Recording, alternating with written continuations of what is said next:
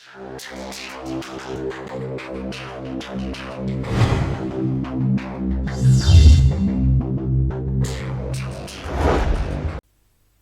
Viewers, আশা করি সবাই ভালো আছেন। স্ট্যাটিস্টিক্স টাইমে সবাইকে স্বাগতম। আজকে আমরা শিখব ম্যাক্সিমাম লাইকলিহুড এস্টিমেশন। টেকনিক্যাল পার্টে যাওয়ার আগে আমরা একটু বুঝে নেই প্র্যাকটিক্যালি এমএলইটা কি। আমরা প্রথমেই ধরে নিই যে আমাদের কাছে যে ডেটাটা আছে সে ডেটা হচ্ছে কিছু সংখ্যক মাউসের ওয়েট। ম্যাক্সিমাম লাইকলিহুডের গোল হচ্ছে to find the optimal way to fit a distribution to the data. আমরা জানি স্ট্যাটিস্টিক্সে অনেক রকম ডিস্ট্রিবিউশন আছে, normal distribution, exponential distribution, Poisson distribution etcetera. কেন আমরা ডেটাতে আসলে ডিস্ট্রিবিউশন ফিট করি? It is easier to work with and it is also more general. একবার যদি আমরা একটা ডিস্ট্রিবিউশন একটা ডেটাতে ফিট করতে পারি তাহলে ওই সেম টাইপের এক্সপেরিমেন্টের যে ডেটা হবে সব ডেটাতে ওই একই ডিস্ট্রিবিউশন আমরা ইউজ করতে পারবো। আমরা ধরে নেই যে আমাদের কাছে যে মাউসের ওয়েটগুলি আছে এগুলি নর্মালি ডিস্ট্রিবিউটেড। তাহলে নর্মালি ডিস্ট্রিবিউটেড মানে হচ্ছে যে আমাদের ডেটাগুলি তাহলে এই রকম একটা ডিস্ট্রিবিউশন থেকে এসেছে, অর্থাৎ আমরা যদি ডিস্ট্রিবিউশনটা ফিট করি তাহলে কার্ভটা এরকম পেয়ে থাকি, যার মিন থাকে এখানে। তাহলে আমাদের অ্যাভারেজ ওয়েটটা হচ্ছে এই জায়গায় পাবো এবং আমরা আশা করতে পারি বা আমরা ধরে নিতে পারি যে অন্যান্য যে ওয়েটগুলি আছে সেই ওয়েটগুলি এই মিনের কাছাকাছি অবস্থান করবে। ডেটাগুলি মিনের প্রেক্ষিতে রিলেটিভলি সিমেট্রিক্যাল হবে, যদিও আমাদের এখানে এক্স্যাক্টলি সিমেট্রিক্যাল না। নাও এখন যদি আমরা ডিস্ট্রিবিউশনটা এই জায়গায় ফিট করি যেখানে আমাদের মিনটা হচ্ছে এই পয়েন্টে, তাহলে আমরা খেয়াল যদি করি যে আমাদের যে মেজারমেন্টগুলি আছে, ওয়েটগুলি আছে, বেশিরভাগই অ্যাভারেজ থেকে অনেক দূরে বা মিন থেকে অনেক দূরে। তাহলে এখানে যদি আমি ডেটাটা ফিট করি তাহলে তার লাইকলিহুড খুবই লো হবে, সুতরাং আমরা লাইকলিহুড খুবই কম পাব। আমরা এভাবে যত ডান দিকে আমরা সরে যাব, অর্থাৎ মিনটা ডান দিকে সরিয়ে দিব, তত আমাদের ডিস্ট্রিবিউশনটা ভালো ফিট হতে থাকবে এবং লাইকলিহুড আমরা বেশি পেতে থাকব। একইভাবে একটা পর্যায়ে গিয়ে আমরা যখন আরো সরে যাব তখন আবার আমাদের লাইকলিহুড কমতে থাকবে, কারণ সেক্ষেত্রেও আমাদের আবার মোস্ট অফ দ্য অবজারভেশনগুলি মিন থেকে অনেক দূরে সরে আসবে। তাহলে আমরা দেখতে পাচ্ছি যে এইটা হচ্ছে আমাদের ম্যাক্সিমাম লাইকলিহুড, অর্থাৎ এই পয়েন্টটায় লাইকলিহুড ম্যাক্সিমাম হচ্ছে। তাহলে লাইকলিহুডটা ম্যাক্সিমাম হচ্ছে এই মিনের জন্য। তাহলে এইটাই হচ্ছে আমার মিনের লাইকলিহুড এস্টিমেট। এবার আমরা চলে যাই টেকনিক্যাল পার্টে। আমরা এর জন্য বই ফলো করব হগ অ্যান্ড ক্রেগের introduction to mathematical statistics, Cox and হিঙ্কলের থিওরিটিক্যাল স্ট্যাটিস্টিক্স, বিকাল অ্যান্ড ডক্সুমের mathematical statistics, basic ideas and selected topics. আমরা প্রথমে দেখে নিই লাইকলিহুড ফাংশন কি।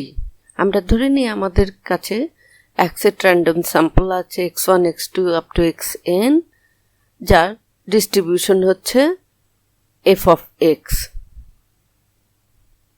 তাহলে আমি যদি জয়েন্ট ডেন্সিটি ফাংশন লিখি x1 x2 up to xn এর, তাহলে for given value of this x1 x2 xn আমাদের জয়েন্ট ডেন্সিটি ফাংশনটা হবে ফাংশন অফ থেটা, এবং এই ফাংশন অফ থেটাই হচ্ছে লাইকলিহুড ফাংশন, এবং এটাকে আমরা ডিনোট করে থাকি এল থেটা দ্বারা।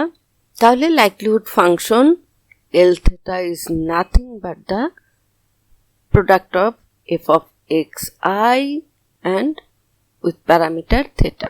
Maximum likelihood estimate তাহলে আমরা কি পাবো?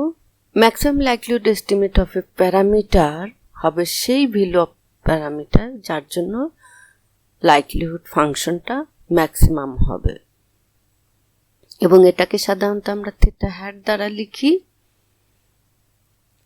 তাহলে আমরা দেখতে পাচ্ছি যে এই থিটা হ্যাটের জন্য L of theta hat will be larger than or equal to all other values of L of theta.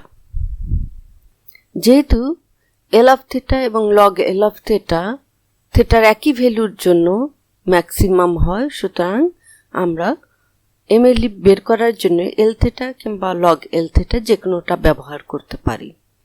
তবে আমাদের সাধারণত log L thetaটা ইউজ করাটাই ইজিয়ার হয়।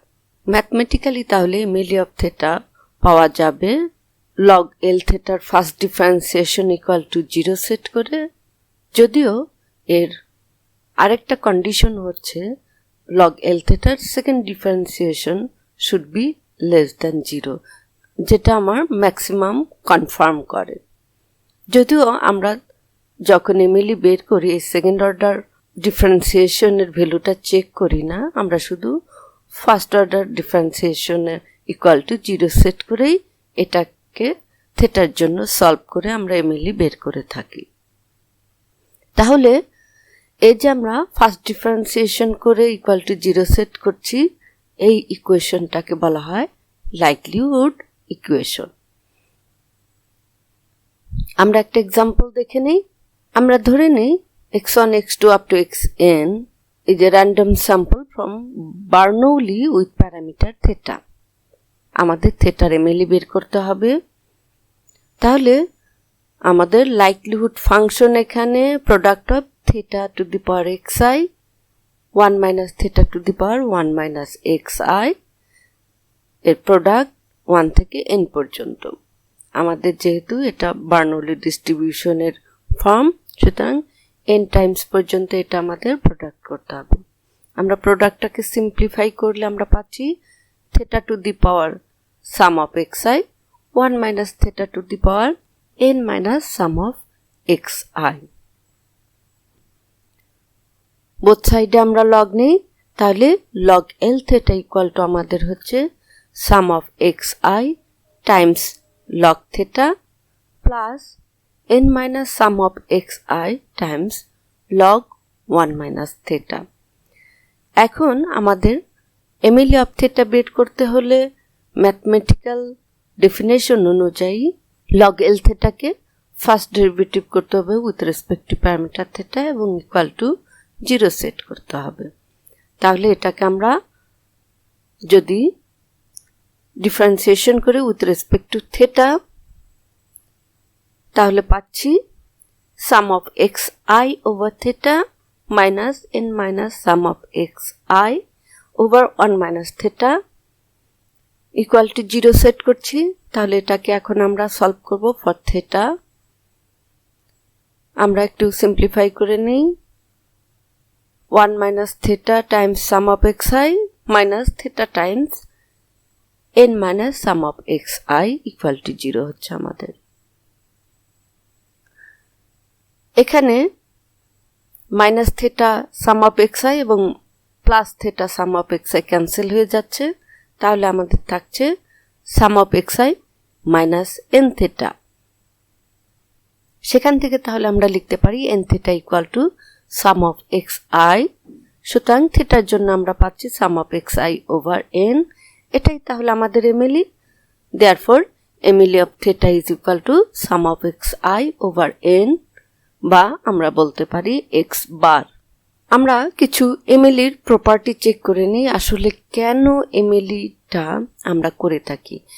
MLEটা প্যারামিটার এস্টিমেশনের খুবই পপুলার একটা মেথড, এবং একবার যদি আমরা MLE বের করতে পারি তাহলে এই এস্টিমেটরের আদার স্ট্যাটিস্টিক্যাল প্রপার্টিজ নিয়ে আমাদের কোনো টেনশন করতে হয় না। এটা গুড প্রপার্টিজ অফ এ এস্টিমেটরের সব কয়টা প্রপার্টিজই হোল্ড করে, যার কারণে স্ট্যাটিশিয়ানদের প্রথম টার্গেটই থাকে এমএলই বের করার। MLE is unique, MLE is consistent, এটা ইনভ্যারিয়েন্স প্রপার্টি হোল্ড করে। অর্থাৎ আমাদের যদি একটা ফাংশন অফ প্যারামিটার থাকে হেইস অফ থেটা, আমাদের থেটার এমএলই যদি থেটা হ্যাট পায়, তাহলে এই হেইস অফ থেটার এমএলই হবে জাস্ট থেটার পরিবর্তে থেটা হ্যাট দ্বারা রিপ্লেস করলে যে ফর্মটা পাই সেটাই।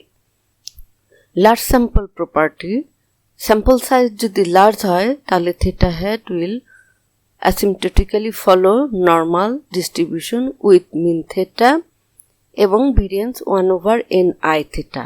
এখানে I theta হচ্ছে ফিশার ইনফরমেশন। খেয়াল রাখতে হবে এই ডিস্ট্রিবিউশনটা কিন্তু অ্যাসিম্পটোটিক্যাল ডিস্ট্রিবিউশন, যদিও আমাদের ইন জেনারেল থেটা হ্যাটটা থেটার আনবায়াসড এস্টিমেটর না। আজকে এ পর্যন্তই। যাওয়ার আগে সবাইকে আবার রিকোয়েস্ট করছি, আপনি যদি আমার চ্যানেলটি এখনও সাবস্ক্রাইব না করে থাকেন তাহলে সাবস্ক্রাইব করুন এবং বেল আইকনে ক্লিক করুন। এটি ভালো লাগলে লাইক দিন, শেয়ার করুন অন্যদের সাথে। আবারও ধন্যবাদ সবাইকে।